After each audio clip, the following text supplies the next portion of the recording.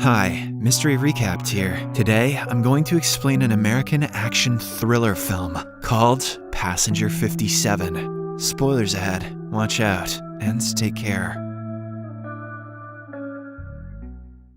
Charles Raine is a notorious British terrorist who has orchestrated multiple bombings, assassinations, and other heinous crimes. He even tried to kill the governor. But despite his criminal record, he has never been captured. The truth is that Charles is also an escape artist who uses his power and deception to elude the authorities. In the first scene, we see him in a surgery room with several doctors surrounding him. Turns out, Charles is about to undergo a procedure to completely change his facial appearance. This is the 10th time he is about to do so. When the head doctor inquires if he needs any anesthesia to bear the pain, Charles refuses, stating that he likes pain. He wants to undergo the surgery in a completely conscious state. Meanwhile, some cops have gathered outside the building. Someone has tipped them off about Charles's whereabouts, and they are here to storm the surgery room and finally apprehend him. But before they start the mission, the chief cop warns everyone that Charles is a dangerous assassin who is capable of killing several men single-handedly. He's a right troublesome bloke, he knows how to give 'em the beans, you know what I'm saying? Hey, what? After a while, they slowly make their way to the 13th floor, where the surgery is about to take place. Unfortunately for them, Charles is well prepared. As soon as the cops enter the room, he finishes off the chief doctor, dodges the barrage of bullets, and then runs through the corridor. Charles then smashes through a glass window and jumps out of the building. And despite free-falling from the 13th floor, he lands perfectly without any injuries. He is even able to run at full speed as if jumping from buildings is his forte. However, no matter how fast he runs, the cops have cars, and they eventually corner him. In this way, the notorious Charles Raine is finally apprehended after 15 years of elusiveness. Okay, how did he jump out of that building though? They better explain that. The scene then shifts to an airplane, where a beautiful flight attendant, Marta, is checking on the passengers one by one. Everything appears to be going smoothly, when suddenly, a shady-looking guy pulls out a gun and takes her hostage. He threatens to kill her if his demands are not met. In response, Marta casually kicks him in the leg, giving a nearby passenger enough time to take the gun away from him. After this, everyone starts clapping, and it's finally revealed that the whole thing was just a practice session to train the flight attendants in self-defense. Somehow I doubt the right course of action is to kick the guy with the gun in the leg on an airplane. The shady-looking guy is John Cutter, decorated soldier and retired Secret Service agent who is known for his tough stance on high-level crimes. After a while, the general manager of Atlantic International Airlines, Sly Del Vecchio, arrives and takes John away. It appears as if the two are good friends. Sly asks him to get back in the business and serve the nation once again, but John refuses. He mentions that he no longer wants to risk his life for others. Nonetheless, Sly offers him a job as the head of the counterterrorism unit in Atlantic International Airlines. John thinks for a while and finally accepts when he is told that he only has to work twice a month. I thought my life was just about getting kicked in the balls by hot flight attendants, but guess this'll do. Elsewhere, Charles is escorted to his cell, where his attorney is waiting for him. The latter reveals that the authorities are planning to take him to California and execute him in the chair. The only way to avoid it is if Charles pleads insanity. Unfortunately, the notorious terrorist doesn't take the suggestion in good terms, and he bashes the attorney against the table, claiming, "I am not insane." In the next scene, we see a shirtless John meditating and reminiscing about his past. The movie then flashes back to a few years ago, where John and his late wife are shopping in a convenience store. Suddenly, a robber arrives there and attempts to steal money from the counter. As a man of integrity, John tries to stop him, but the robber holds his wife hostage. Everyone in the store backs away, but despite this, the robber shoots the poor woman. John eventually kills him, but when he returns to check on his wife, she is already dead. The incident traumatized him so much that he quit his work as a special agent and isolated himself for months. In the present, John gets ready for his first day at work. He has to stay anonymous and guard a large Lockheed airline with almost 200 passengers on it. John is assigned to seat number 57,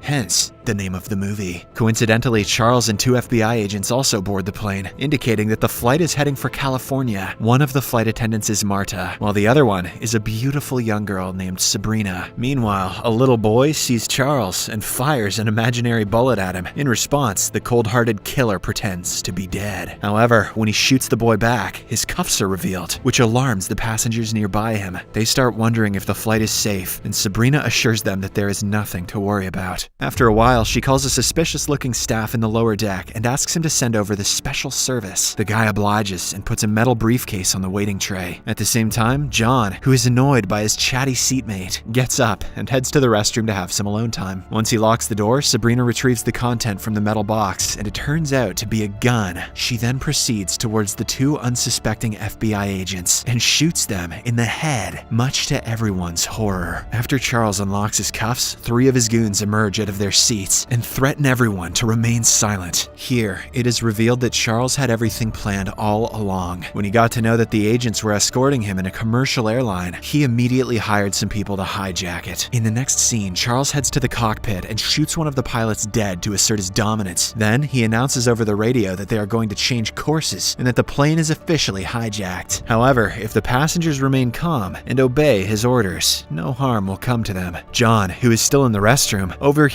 all of this and gets terrified. He somehow manages to get a hold of the plane's onboard phone and explain the situation to his friend Sly. Following this, he expertly subdues one of the hijackers, takes his gun, and then uses him as a shield to confront Charles. The latter also grabs Marta, creating an intense showdown between the two. However, Charles soon lets go of the flight attendant and shoots an innocent man to prove his point. He then fires a shot towards John, but it accidentally kills one of his henchmen. Taking advantage of the commotion, John and Marta run away from there, enter the elevator, and take it all the way down to the cargo hold. There, they come across the suspicious-looking guy from earlier and inquire if he knows anything about the hijackers. The man pretends to be shocked, but at an opportune moment, he whips out a knife and tries attacking John. The two then engage in an intense duel, and in the end, our protagonist manages to knock the bad guy out with an impressive kick. If only he was that good at doing his taxes. After tying him up, Marta and John head to the avionics section of the plane, where the latter proposes that they dump all the fuel and force an emergency landing. Marta strictly opposes the idea, as it could easily result in a crash, but when John explains that it is their only way, she allows him to proceed. Once the fuel is almost empty, the two head towards the landing gear, as it is the best place to jump out of the plane without sustaining many injuries. Fortunately, the plan works, and when Charles learns that they are running low on fuel, he requests the pilots to make an emergency landing at the nearest airport. Meanwhile, at the Atlantic International headquarters, Sly and his superiors find out that the hijacked plane is preparing to land at a small airstrip in Lake Lucille, Louisiana. Hence, without wasting any time, Sly boards a chopper and heads to the location. Elsewhere, John and Marta are waiting for the plane to land so that they can jump out of it. Few moments later, the plane eventually comes to a halt, but when the two are about to jump, one of the hijackers ambushes them from behind. John is pushed out of the plane, while Marta is taken hostage once again. 2 cops arrive at the scene and immediately arrest John, despite his best attempts to claim he was the head of security on the plane. Doesn't change the fact that you didn't do your taxes, buddy. As he is being escorted away, Charles makes contact with the control tower, and the chief sheriff, Mr. Biggs, answers him. Charles immediately makes his demands clear that the plane needs to be refueled inside 10 minutes. In return, he promises to release 100 passengers. When the sheriff refuses to accept the deal, Charles kills 5 passengers to make a statement. This terrifies Mr. Biggs, and he finally gives the green light to refuel the plane. After a while, John is brought to the control tower, and even Mr. Biggs thinks that he is one of the bad guys. His doubts are finally confirmed when the cunning Charles calls him once again and lies that John is one of his men, who escaped after betraying him. Hearing this, Mr. Biggs orders his officers to lock John in the basement, but the latter impressively fights them off, grabs a police motorcycle, and heads to the airstrip. Meanwhile, after the plane is refueled, Charles releases 100 passengers, as promised. However, taking advantage of the commotion, he also sneaks out with a suspicious-looking guy and another man. The 3 then head to a nearby fair. At the control tower, the FBI finally arrives and asks Mr. Big to give a full report on the situation. When the sheriff mentions that they had beat up and caught John Cutter, the head agent gets angry and finally reveals that John is one of them. Tax evasion be damned. Elsewhere, at the carnival fair, Charles and his men are secretly tailed by John, who is still adamant on catching them. Unfortunately, his cover is blown, and one of the hijackers attempts to shoot him, but misses. An innocent person takes the bullet, resulting in full-blown chaos. Meanwhile, John climbs up a Ferris wheel, and one of the hijackers follows him there. The two engage in a small tussle, which ends with the man being chucked off the Ferris wheel, resulting in his immediate death. If only he were that good at fighting off his taxes. After this, John jumps onto the unsuspecting Charles, and eventually subdues him. As the FBI and the local officers take him away, Sly Del Vecchio also arrives and congratulates his friend for successfully tackling the terrorist. However, little did they know that the problem is far far from over. Charles threatens the officers that if he isn't let free, his goons on the plane will start killing the passengers one by one. An enraged John tries to negotiate with him, but to no avail. So, with no options left, the FBI and the other officials decide to let Charles back onto the plane. However, they have an idea. They will deploy snipers on top of a nearby building, and as soon as Charles and the other hijackers appear in sight, they will be shot dead. Why not just kill Charles in the first place? His goons are idiots, they'll just give up if he's dead. John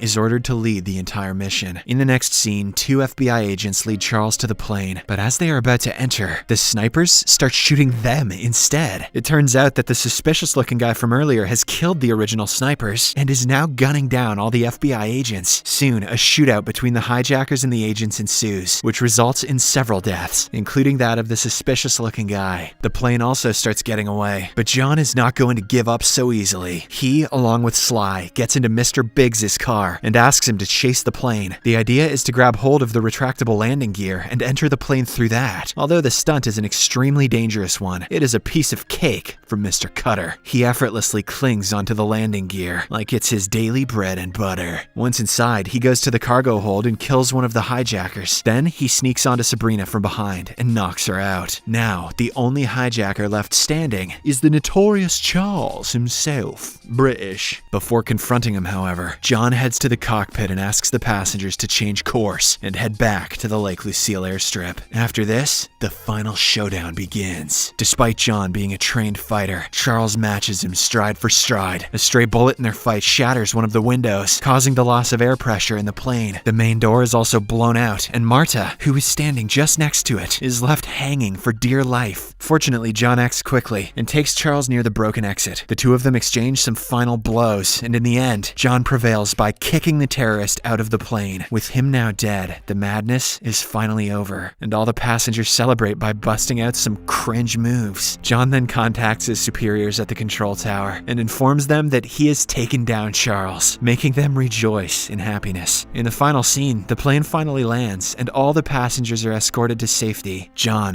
who is fed up with all the commotion and his taxes, doesn't even bother facing the reporters and simply walks away with his new girlfriend, Marta. The movie ends as Sly talks to the reporters and proudly says that he was in charge of the entire operation. Subscribe for more videos like this, turn on notifications, and leave a like to help the channel out. Thank you for watching.